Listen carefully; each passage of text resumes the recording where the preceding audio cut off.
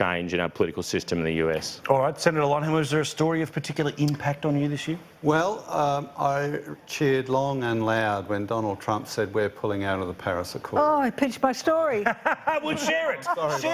Share it. Talk together. Unity ticket. Hold hands. I was so pleased about it. It is such a crock. It is non-binding.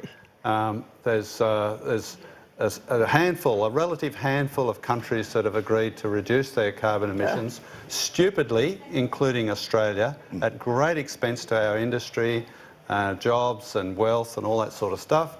And the rest of the world says, yeah, no, we signed up, but it doesn't mean anything. We don't have to lower our emissions. Well, China can keep pumping us whatever it wants into the air for a few more years. Well, that was my favourite story, but my second favourite story was when the greyhound racing issue was overturned. Yes. Now, it did actually happen last That's the year, year before, yeah. but it was still going through into this year. Yeah, it's true. So it'll have to be the runner-up because Donald Trump pulling out of Paris was definitely I think this whole panel will back I think that we're one all up. on the. I think we're on a unity ticket with that, with the greyhound race. We're all on the dishes. Absolutely. All right. Winner or loser of the year? Bronwyn Bishop, we'll start with you. Who stands out as a winner or loser this year? The winner was socialism, the loser was free enterprise, but I haven't given up because the Australian people are such good, sensible people. And you'll fight hard here on this program. Absolutely. Senator Leyonhjelm, winner or loser this year? Well, definite winner was Milo. Milo's visit to Australia, you know, the sky was going to fall.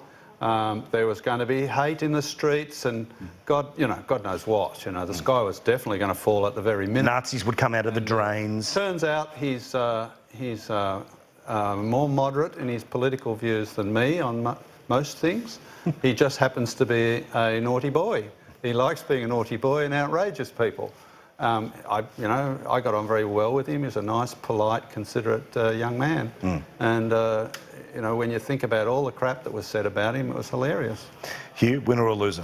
Winner and losers. Okay, the winner was Palaszczuk in Queensland, well and truly. You know, a woman or a premier that came in, a great campaign she ran, destroyed the LNP in the process, didn't expect that at all. And the fact also that she went on and has been now the first woman to be re-elected as a premier in Australia, so that's the winner. The losers, well, it's kind of tied because, and I'll say the two losers, but I don't think the second one is necessarily a loser. I just think that it should be better for him than it is, even though they're both Tories.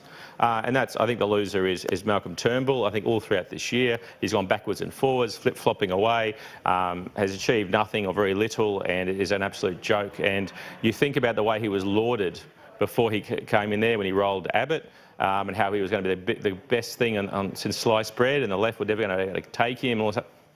Hopeless. The flip side is Tony Abbott.